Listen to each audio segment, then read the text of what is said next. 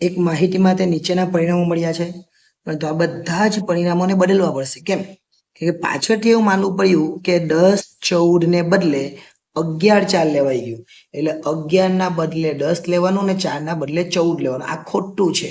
આ કેવું છે? સાચું. આ કેવું છે? ખોટું. તો ખોટું ને માઇનસ કરવાનું અને સાચાને પ્લસ કરવાનું. આ બધામાં જ થવાનું એવું. તો જોઈએ હવે શું કરવાનું એ.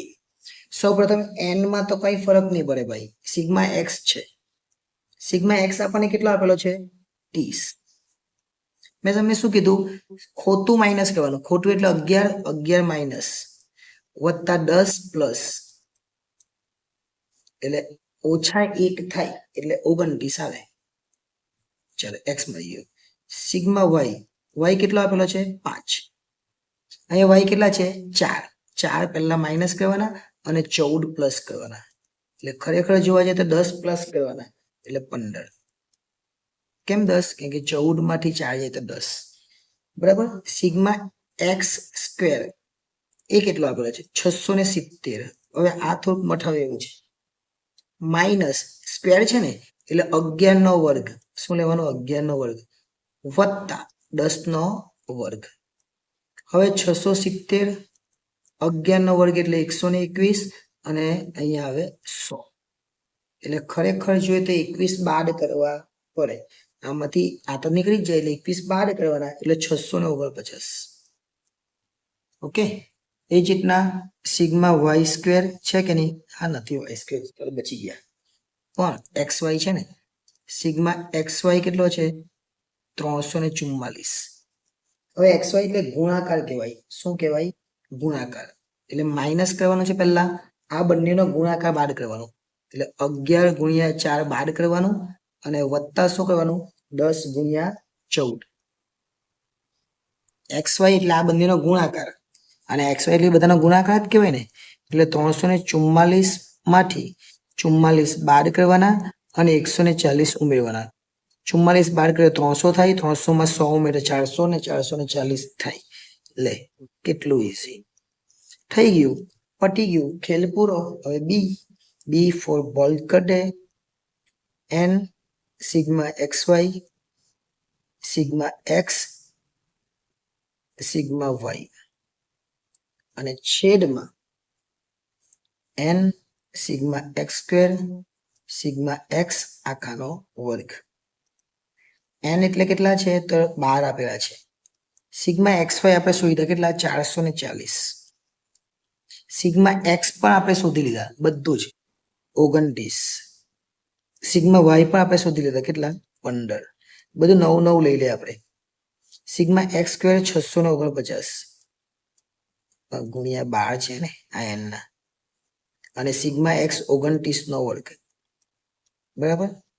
440 ગુણ્યા 12 કરવાના, એટલે 5280 થાય. અને 29 ગુણ્યા 15 કરવાના, એટલે 435 થાય. 649 ગુણ્યા 12 કરવાના, એટલે 2 સાતરા ને 2 આથરા થાય. અને 29 નો વર્ગ કરે એટલે 841 થાય.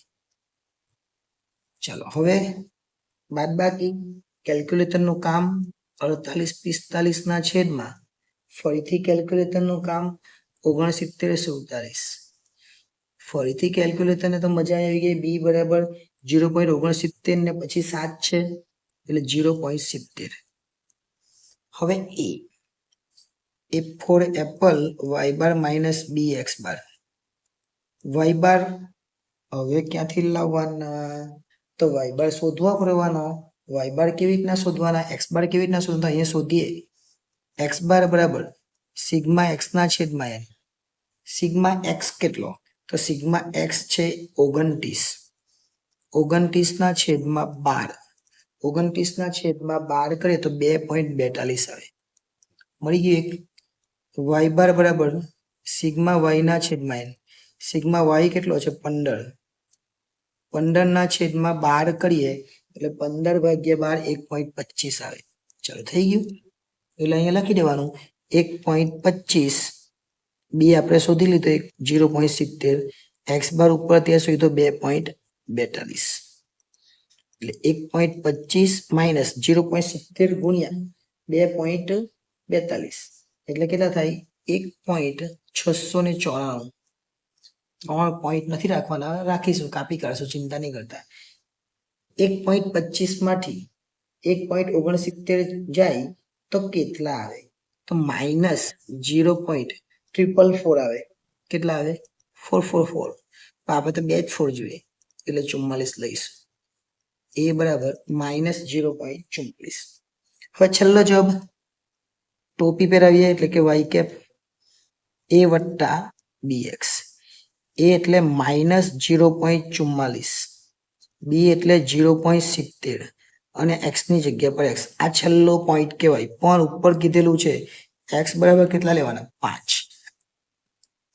માઇનસ 0.44 વત્તા 0.70 અને એક્સ ની જગ્યા પર 5 લેવાના. માઇનસ 0.44 0.70 ગુણ્યા 5. 0.70 ગુણ્યા 5 એટલે 3.5 આવે. હવે 3.5 માંથી 44 બાદ કરવાના, તો 0.44 છે, બાદ કરવાના 3.06 આવે. કે 50 કહેવાય, 50 માંથી 44 જાય તો 6 વધે. 3.06 આ આપણો અંતિમ અને આખરી જવાબ આવે. એટલે અહીં આપણું આખું જ સ્વાધ્યાય, જે સ્વાધ્યાય છે એ સ્વાધ્યાય 3 એનો વિભાગ એફ પૂરો થાય. આ અગાઉ બધા જ વિભાગો બનાવેલા છે, એ વિભાગો ન જોઈએ તો જોઈ લેજો. દરેકે દરેક સ્વાધ્યાય પણ બનાવેલા છે, ઉદાહરણ પણ બનાવેલા છે, સંપૂર્ણ સિલેબસ અપલોડ કરી દીધેલો છે. એટલે કંઈ ખામી રહી ગઈ હોય તો માફ કરજો, સુધારવાનો પ્રયત્ન આપણે કરીશું.